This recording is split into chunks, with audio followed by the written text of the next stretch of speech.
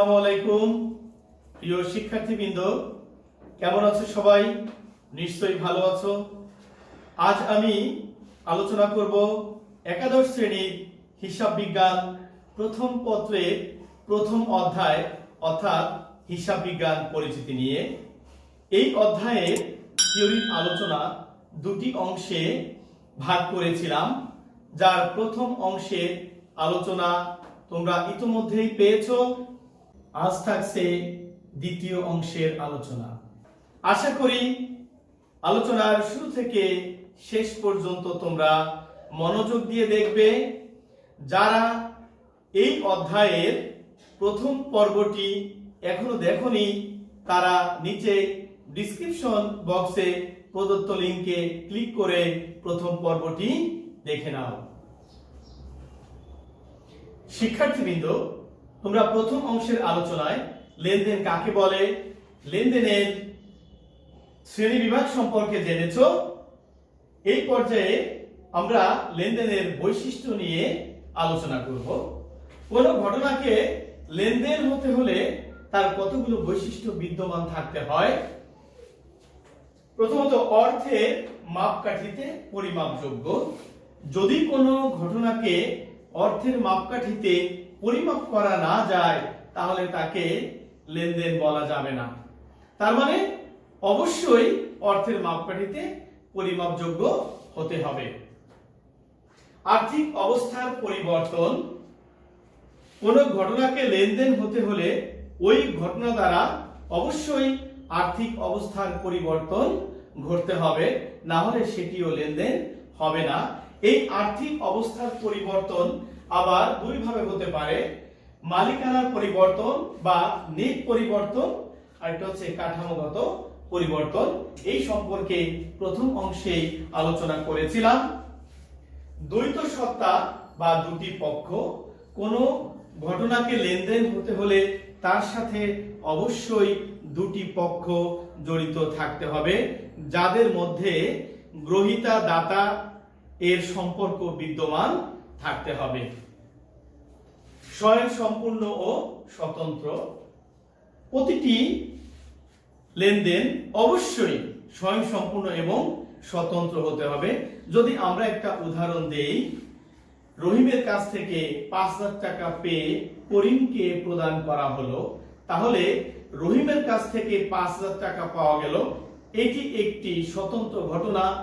আবার ওই ৫,০০০ টাকা করিমকে প্রদান করা হলো, তাহলে করিমের ঘটনাটাকেও একটি স্বতন্ত্র ঘটনা হিসাবে গণ্য করতে হবে। দৃশ্যমান ও অদৃশ্যমান। লেনদেন সবসময় দৃশ্যমান হবে তা কিন্তু নয়, লেনদেন অদৃশ্যমানও হতে পারে। যে সকল ঘটনার ফলাফল চোখে পড়ে দৃশ্যমান হয়, ওই ধরনের ঘটনাকে বা লেনদেনকে দৃশ্যমান লেনদেন বলে। যে সকল লেনদেনের দৃশ্যমান নয় তাকে অদৃশ্যমান লেনদেন বলে। যেমন সুনাম, এটা একটি অদৃশ্যমান ঘটনা, বা স্থায়ী সম্পত্তির অবচয়, এটি একটি অদৃশ্যমান ঘটনা, তবে দুটি লেনদেন। পণ্য ও সেবার বিনিময়। অবশ্যই কোনো ঘটনাকে লেনদেন হতে হলে পণ্য বা সেবার বিনিময় থাকতে হবে।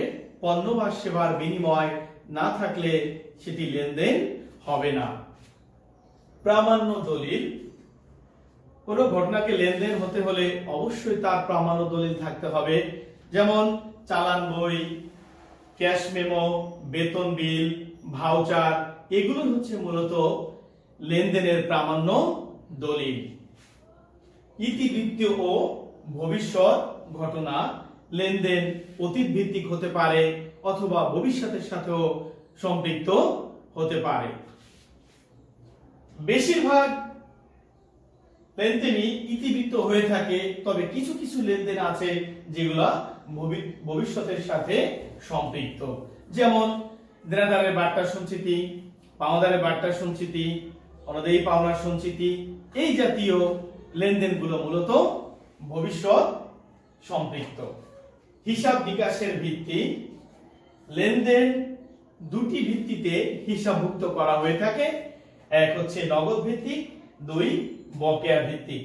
নগদ ভিত্তিক মূল কথা হচ্ছে লেনদেন যখনই সম্মিলিত হোক না কেন নগদ লেনদেন থাকতে হবে, অর্থাৎ নগদ অর্থের আগমন বা নির্গমন যখন হবে তখন তাকে হিসাবভুক্ত করতে হবে।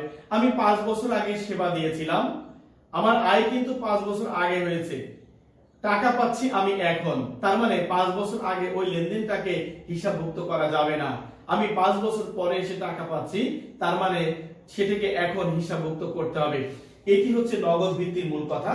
কিন্তু বকেয়া ভিত্তির কথা হচ্ছে লেনদেন শুধু নগদেই না, বাকিতে হতে পারে। তার মানে পণ্য বা সেবার বিনিময় যখনই হবে, সেটি নগদে হোক বা না হোক, তাকে তখনই লিপিবদ্ধ করতে হবে। এটি মূলত বকেয়া ভিত্তির মূল কথা। শিক্ষার্থী বন্ধুরা, এই দুটি ভিত্তির মধ্যে, অর্থাৎ নগদ ভিত্তিক এবং বকেয়া ভিত্তিক, এই দুটি ভিত্তির মধ্যে সবথেকে উত্তম হচ্ছে বকেয়া ভিত্তি। এখন যদি তোমাদের প্রশ্ন করা হয় নগদে পণ্য বিক্রি করা হলো, এর জাবেদা কি হবে? তোমরা জানো যে লেনদেন থেকে আমরা জাবেদা করি, তাহলে নগদে পণ্য বিক্রি করা হলো, এই প্রশ্নের উত্তরে আশা করা যায় বেশিরভাগ স্টুডেন্টই উত্তর করবে নগদ ডেবিট, বিক্রয় ক্রেডিট। লক্ষণীয় বিষয় হলো আমরা ইতোপূর্বে জেনেছি যে কোনো ঘটনাকে লেনদেন হতে হলে অবশ্যই অর্থের মাপকাঠিতে পরিমাপযোগ্য হতে হবে। আমি যদি এখন তোমাদের বলি এই ঘটনাটি সঠিক জাবেদা এটি নয়, তাহলে অনেকের মনেই প্রশ্ন দেখা দিবে, এটি তো আমরা এতদিন শিখে এসেছি, কেন হবে না? লক্ষণীয় বিষয় হলো যদি কোনো ঘটনাকে লেনদেন হতে হয়, তার প্রথম বৈশিষ্ট্যই ছিল অর্থের মাপকাঠিতে পরিমাপযোগ্য। এখানে লক্ষ্য করো, নগদে পণ্য বিক্রি করা হলো বলা আছে, কিন্তু অর্থের পরিমাণ উল্লেখ নেই, সুতরাং এটি লেনদেন হতে পারে না। যেহেতু লেনদেন নয়, তাই তার জাবেদাও হবে না। এই পর্যায়ে আমরা ব্যবসায়িক লেনদেনের প্রামাণ্য দলিল সম্পর্কে জানব। এই অংশটি তোমাদের জন্য অত্যন্ত গুরুত্বপূর্ণ। এখান থেকে আমরা এমসিকিউ এর অনেক উত্তর সম্পর্কে জানতে পারবো। প্রামাণ্য দলিলের মধ্যে আছে চালান বই, ক্যাশ মেমো, বেতন বিল, ভাউচার। চালান বই এটি মূলত ধারে পণ্য ক্রয় বিক্রয়ের ক্ষেত্রে ব্যবহার করা হয়। ক্যাশ মেমো নগদে পণ্য বিক্রয়ের জন্য ব্যবহার করা হয়। ক্যাশ মেমো 3 কপি প্রস্তুত করা হয়, যার মূল কপি ক্রেতা পায়, কার্বন 2 কপি বিক্রেতা সংরক্ষণ করে থাকেন। ভাউচার আবার 3 ধরনের হয়ে থাকে, debit voucher, credit voucher, journal voucher. Debit voucher মূলত ব্যয় হিসাবভুক্ত করার জন্য ব্যবহার করা হয়। ক্রেডিট ভাউচার আয় হিসাবভুক্ত করার জন্য ব্যবহার করা হয়। জার্নাল ভাউচার নগদ লেনদেন ব্যতীত অন্যান্য লেনদেনের জন্য এই জার্নাল ভাউচার ব্যবহার করা হয়। লক্ষণীয় বিষয় হলো আমরা যদি হিসাবের মৌলিক রূপের কথা বলি, তাহলে টি হিসাবকে মূলত হিসাবের মৌলিক রূপ হিসাবে ধরা হয়। শিক্ষার্থী বন্ধু, তোমরা জানো আমরা যে খতিয়ান প্রস্তুত করি, আমরা খতিয়ান প্রস্তুতের জন্য সনাতন পদ্ধতি বা যেটাকে আমরা টি ছক বলি, আর একটা হচ্ছে আধুনিক বা চলমান যে ছক করি। যদি টি ছকের কথা বলি, তাহলে টি ছকের দুটি দিক থাকে, একটি দিক হলো বাম দিক আর একটি হলো ডান দিক। তোমাদের কাছে যদি প্রশ্ন রাখা হয় ডেবিট বলতে কি বুঝো, তাহলে উত্তর হবে হিসাবের বাম দিক। ডেবিট জের বলতে কি বুঝি? ডেবিটের টাকার পরিমাণ ক্রেডিটের টাকার চেয়ে বেশি হলে তাকে ডেবিট জের বলা হয়। কোন কোন হিসাবে ডেবিট জের হয়? এই প্রশ্ন যদি করা হয়, তার উত্তর হবে খরচ, ক্ষতি, সম্পদ, প্রতিদায় বা বিপরীত দায়। এই প্রতিদায় বা বিপরীত দায় সম্পর্কে আমি পরবর্তীতে আরো বিস্তারিত আলোচনা করব। তবে স্বাভাবিকভাবেই দায় ক্রেডিট হয়, প্রতিদায় তাহলে ডেবিট হবে। এখন প্রশ্ন হলো প্রতিদায় বলতে কোন হিসাবকে বোঝায়, যেমন পাওনাদার ক্রেডিট, পাওনাদারের বার্তা সঞ্চিতি ডেবিট, এখানে পাওনাদারের বার্তা সঞ্চিতি মূলত প্রতিদায়। ডেবিট নোট ধারে ক্রয়কৃত পণ্য ফেরত দেওয়া হলে যে নোটের সাহায্যে লিপিবদ্ধ করা হয় তাকেই মূলত ডেবিট নোট বলা হয়। যদি আমরা একটা ছোট্ট উদাহরণ লক্ষ্য করি, ধারে ক্রয়কৃত 2000 টাকার পণ্য ফেরত দেওয়া হলো, এর সঠিক জাবেদা হবে প্রদেয় হিসাব ডেবিট, ক্রয় ফেরত ক্রেডিট। শিক্ষার্থী বন্ধুরা লক্ষ্য করো, আমি এই জাবেদায় ডেবিট ক্রেডিট লিখি নাই। কেন লিখি নাই? যখন আমি জাবেদা নিয়ে আলোচনা করব তখন এই বিষয়ে তোমাদের ব্যাখ্যা দিয়ে দিব। এখন আসো আমরা দেখো এই জাবেদায় প্রদেয় হিসাবকে ডেবিট করেছি। প্রদেয় হিসাবকে যে ডেবিট করেছি, কেন করেছি সেই মর্মে আমরা একটা পত্র প্রেরণ করব, কে কার বরাবর প্রেরণ করে এবং এই ডেবিট নোটে কোন কোন বিষয় অন্তর্ভুক্ত থাকে। লক্ষ্য করো, ডেবিট নোট ক্রেতা বিক্রেতা বরাবর প্রেরণ করে থাকে, যাতে দ্রব্য বা মালের পরিমাণ উল্লেখ থাকে, মূল্য উল্লেখ থাকে এবং কি কারণে ফেরত দেওয়া হচ্ছে সেই কারণও অন্তর্ভুক্ত থাকে। এবার আসো ক্রেডিট বলতে কি বুঝি। ক্রেডিট হচ্ছে হিসাবের ডান দিক। ক্রেডিট জের বলতে কি বুঝি? ক্রেডিটের টাকার পরিমাণ যদি ডেবিটের টাকার চেয়ে বেশি হয় তাহলে তাকে ক্রেডিট জের বলা হয়। কোন কোন হিসাবের ক্রেডিট জের হয় যদি এই প্রশ্ন করা হয়, তার উত্তর হবে আয় দায় সঞ্চিতি। এই সঞ্চিতি বলতে সাধারণ সঞ্চিতি, মূলধন সঞ্চিতি এই জাতীয় হিসাবকে বোঝানো হয়। মালিকানা সত্ত্ব, প্রতি সম্পদ বা বিপরীত সম্পদ।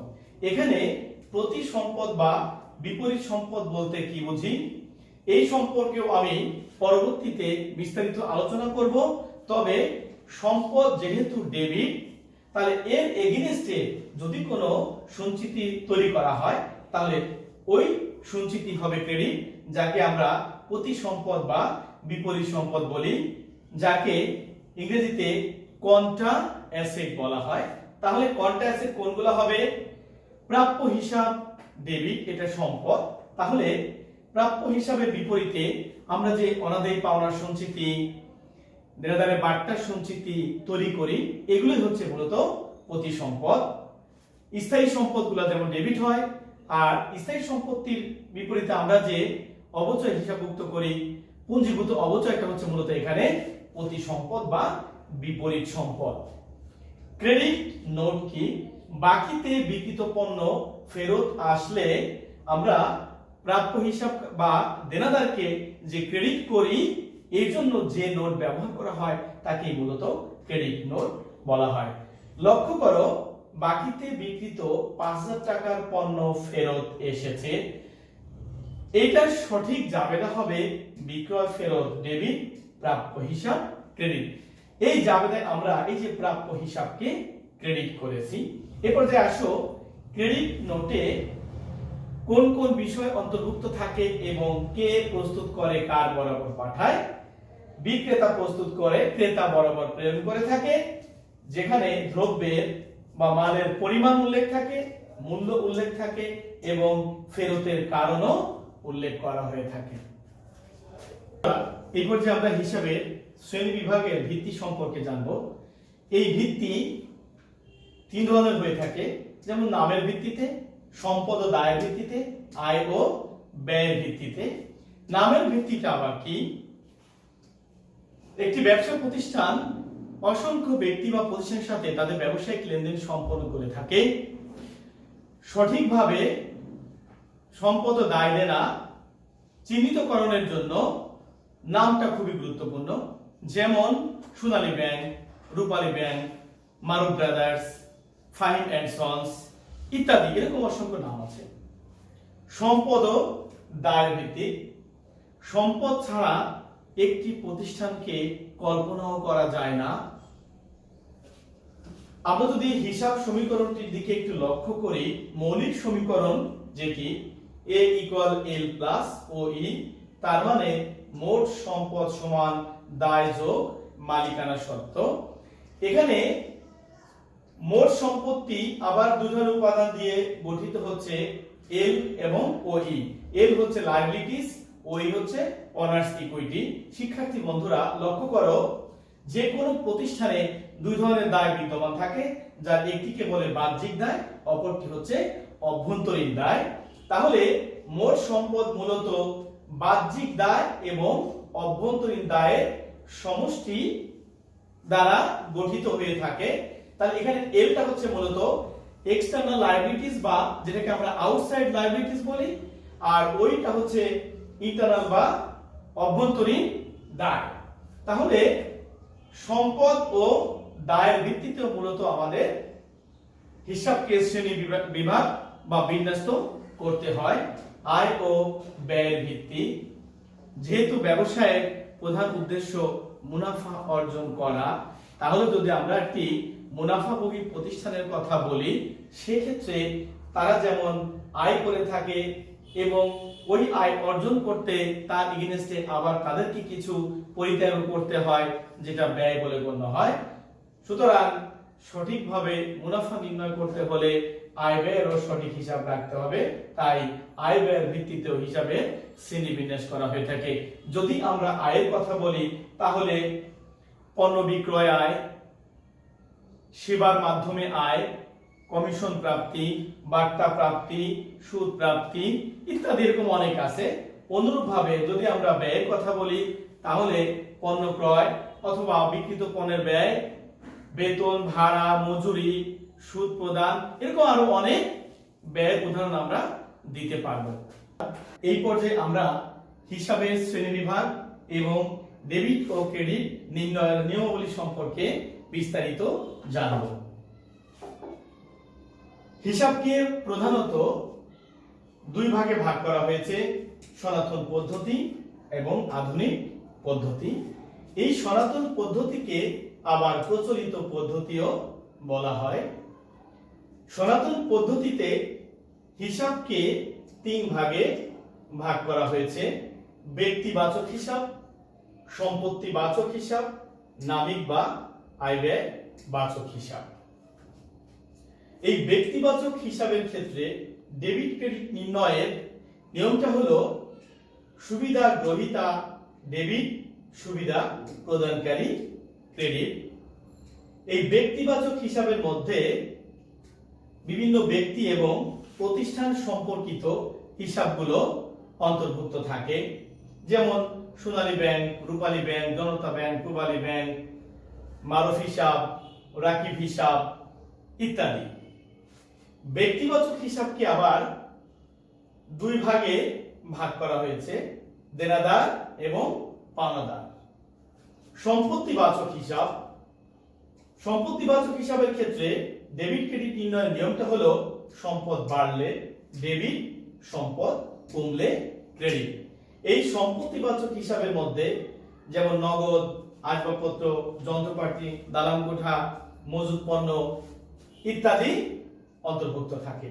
নামিক বা আয় ব্যয় বাচক হিসাব, এই ক্ষেত্রে ডেবিট ক্রেডিট নির্ণয়ের নিয়মটা হলো ব্যয় বা ক্ষতি হলে ডেবিট, আয় বা লাভ হলে ক্রেডিট।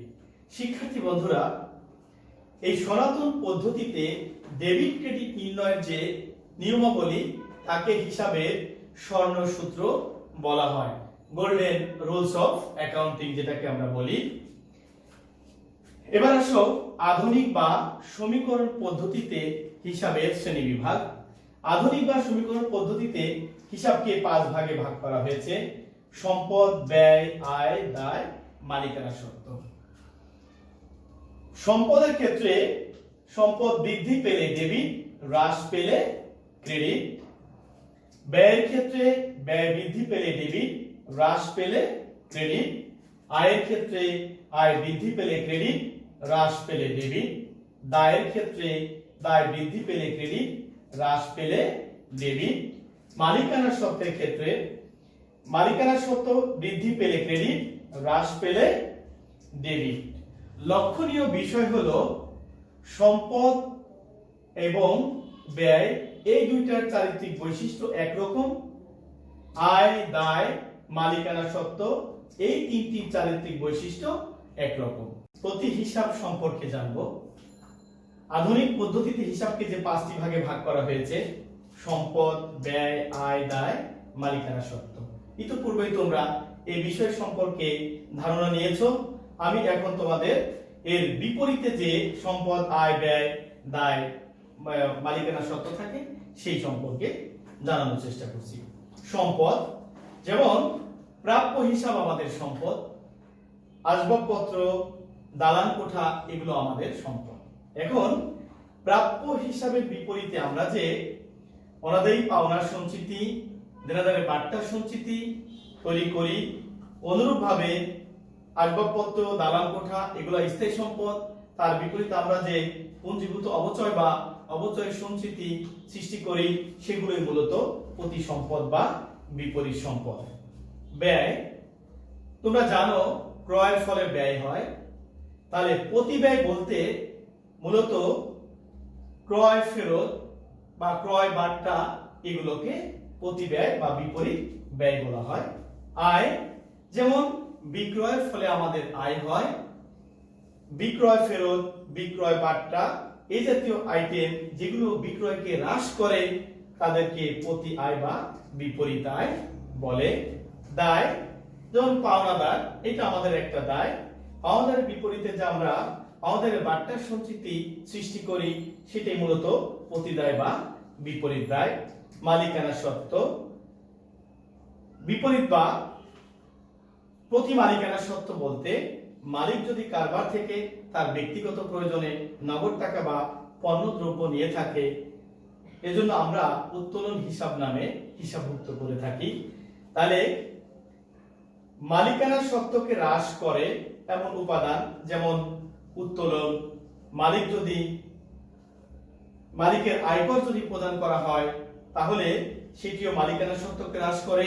মালিকের জীবন বীমা প্রিমিয়াম যদি পরিশোধ করা হয় সেটাও মালিকানা সত্ত্বকে হ্রাস করে। তাহলে উত্তোলন, আয়কর, জীবন বীমা প্রিমিয়াম এই জাতীয় আইটেমগুলোকে মূলত বিপরীত মালিকানা সত্ত্ব বলা হয়। শিক্ষার্থী বন্ধুরা, এই পর্যায়ে আমরা হিসাব সমীকরণ সম্পর্কে জানব, যেটি আমাদের হিসাবের ক্ষেত্রে অর্থাৎ হিসাব বিজ্ঞানের ক্ষেত্রে অত্যন্ত গুরুত্বপূর্ণ বিষয়। হিসাব সমীকরণ যে গাণিতিক সূত্রের সাহায্যে কারবারের মোট সম্পদ ও মোট দায়ের সমতামূলক সম্পর্ক প্রকাশ করা হয় তাকে হিসাব সমীকরণ বলে। আমাদের মৌলিক হিসাব সমীকরণ হলো A = L + OE, এ হচ্ছে অ্যাসেট, এ লায়াবিলিটিস, OE অনার্স ইকুইটি, সম্পদ, দায়, মালিকানা সত্ত্ব। শিক্ষার্থী বন্ধুরা, তোমাদের অনেকের মধ্যেই প্রশ্ন জাগতে পারে, একটা ব্যবসা প্রতিষ্ঠানে অনেক আর্থিক লেনদেন সংগৃহীত হয়ে থাকে, তার মধ্যে সম্পদ থাকে, দায় থাকে, মালিকানা সত্ত্ব থাকে, আয় থাকে, ব্যয় থাকে, মালিক আবার কখনো উত্তোলন করে, কিন্তু হিসাব সমীকরণে আমরা তো আয়, ব্যয় বা উত্তোলনের কোনো রূপ দেখতে পাই না। এই জন্য আমাদের হিসাব সমীকরণের একটি বর্ধিত রূপ আছে, যেমন A = L + C + R - E - D। তার মানে মালিক কারবারে যে অর্থ বিনিয়োগ করে সেটি হচ্ছে ক্যাপিটাল। ব্যবসা করে যদি আয় হয় তাহলে সেই আয় দ্বারা মালিকানা সত্ত্ব বৃদ্ধি পায়, এই জন্য ক্যাপিটালের সাথে আর যোগ হয়। অনুরূপভাবে আয় অর্জনে যে শর্ত আমরা ত্যাগ করে থাকি তাকে ব্যয় বলে। এর ফলে আমাদের মালিকানা সত্ত্ব হ্রাস পায়, যাকে আমরা ই দ্বারা প্রকাশ করেছি। এবং মালিক যদি কারবার থেকে ব্যক্তিগত প্রয়োজনে নগদ টাকা বা পণ্যদ্রব্য ব্যবহারের জন্য গ্রহণ করে থাকে, যাকে আমরা উত্তোলন বলি, এটাকে ডি দ্বারা প্রকাশ করা হয়। তাহলে এ হচ্ছে অ্যাসেট, সম্পদ সমূহ, লায়াবিলিটিস, দায় সমূহ, ওই অনার্স ইকুইটি, মালিকানা সত্ত্ব, সি ক্যাপিটাল মূলধন, আর রেভিনিউ রাজস্ব বা আয়, ই এক্সপেন্সেস খরচ, ডি ড্রয়িংস উত্তোলন। এই পর্যায়ে আমরা মালিকানা সত্ত্বকে প্রভাবিত করে এমন উপাদান সমূহ দেখব। মালিকানা সত্ত্বকে প্রভাবিত করে এমন উপাদান যদি আমরা হিসাব সমীকরণের বর্ধিত রূপটির দিকে লক্ষ্য করি, তাহলে যে c plus r minus e minus d, অর্থাৎ এখানে কিন্তু আমাদের মানে উপাদান সমূহ রয়েছে যেগুলো মালিকানা সত্ত্বকে হ্রাস বৃদ্ধি করে থাকে। যেমন মালিকের বিনিয়োগ, মালিক যদি কারবারে বিনিয়োগ করে থাকে তাহলে মালিকানা সত্ত্ব বৃদ্ধি পাবে। মালিক যদি কারবার থেকে উত্তোলন করে থাকে তাহলে মালিকানা সত্ত্ব হ্রাস পায়। যদি আয় হয় তাহলে মালিকানা সত্ত্ব বৃদ্ধি পায়, যদি খরচ বা ব্যয় হয়ে থাকে তাহলে মালিকানা সত্ত্ব হ্রাস পায়। এখানে লক্ষণীয় বিষয় হচ্ছে যদি আমরা এই দিক থেকে চিন্তা করি, পাশাপাশি মালিকের বিনিয়োগ এবং আয়ের ফলে মালিকানা সত্ত্ব বাড়বে, যোগ হবে। যদি উপর নিচ লক্ষ্য করি তাহলে দেখতে পাই মালিকের বিনিয়োগের ফলে মালিকানা সত্ত্ব বাড়বে, কিন্তু উত্তোলনের কারণে মালিকানা সত্ত্ব কমবে। আমরা যদি এই পাশে উপর নিচ চিন্তা করি তাহলে আয় হলে মালিকানা সত্ত্ব বাড়বে, খরচ হলে মালিকানা সত্ত্ব কমবে। নিচে যদি আমরা পাশাপাশি চিন্তা করি উত্তোলন এবং খরচ উভয়ের কারণেই মালিকানা সত্ত্ব হ্রাস পাবে। শিক্ষার্থী বন্ধুরা, আমি আবার মৌলিক সমীকরণটি লিখেছি। a ইকুয়াল l প্লাস ও ই, সম্পদ ইকুয়াল দায় প্লাস মালিকানা সত্ত্ব। একটা কারবার বা প্রতিষ্ঠানে মোট সম্পদ হয় এল এবং ও ই দ্বারা। মনে রাখতে হবে যে কোনো প্রতিষ্ঠানে দুই ধরনের দায় থাকে, যার একটি হলো বাহ্যিক দায় আর একটি হলো অভ্যন্তরীণ দায়। এখানে এলটাকে মূলত বাহ্যিক বা বাহিরের পক্ষের বা তৃতীয় পক্ষের দায় হিসাবে গণ্য করা হয়, আর ও ই অনার্স ইকুইটি এটি হচ্ছে মালিকানা সত্ত্ব, মালিকের পাওনা, যেটাকে আমরা অভ্যন্তরীণ দায় বলে থাকি। তাহলে এই বাহ্যিক দায় এবং অভ্যন্তরীণ এই উভয় পক্ষের যে পাওনা তার সমষ্টি হচ্ছে মূলত মোট সম্পদ। যদি প্রশ্ন করা হয় মোট সম্পদ বলতে কি বুঝো, সম্পদ বলতে মূলত প্রতিষ্ঠানের অধীনে পরিসম্পদকে বোঝানো হয় যার দ্বারা ভবিষ্যতের সুবিধা পাওয়া যাবে। দায় বলতে প্রতিষ্ঠানের মোট সম্পদে তৃতীয় পক্ষের যে দাবি বা পাওনা তাকে দায় বলা হয়। আর মালিকানা সত্ত্ব যদি বলা হয় তাহলে প্রতিষ্ঠানের মোট সম্পদে মালিক পক্ষের যে দাবি বা পাওনা তাকে মালিকানা সত্ত্ব বলে। আমরা যদি আরো সহজভাবে বলতে চাই তাহলে মোট সম্পদ হতে তৃতীয় পক্ষের পাওনা পরিশোধ করার পর অবশিষ্ট যে মূল্য থাকে তাকে মালিকানা সত্ত্ব বলা হয়। এই জন্য মালিকানা সত্ত্বকে রেসিডুয়াল ক্যাপিটাল বা অবশেষ মূলধন হিসাবেও গণ্য করা হয়। শিক্ষার্থী বন্ধুরা, আমরা যখন হিসাব সমীকরণের অঙ্ক করব তখন অবশ্যই তোমরা খেয়াল করবে, যেহেতু আমাদের হিসাব সমীকরণে সম্পদ, দায় এবং মালিকানা সত্ত্বের উপাদান আছে, কিন্তু লেনদেনের ভিতরে আয়, ব্যয়, উত্তোলন এই জাতীয় হিসাবও থাকবে। কিন্তু আমরা হিসাব সমীকরণ যখন করব তখন এই শিরোনামগুলো ব্যবহার করতে হবে। তাহলে হিসাব সমীকরণের অঙ্ক করার ক্ষেত্রে তোমাদের প্রথমে লক্ষ্য করতে হবে যে আমাদের যে লেনদেনগুলো দেওয়া আছে তার ভিতরে মোট কতগুলো সম্পদ আছে, কয়টা দায় আছে এবং মালিকানা সত্ত্ব। এক্ষেত্রে আয়, ব্যয় বা উত্তোলনের কোনো শিরোনাম আমরা করব না।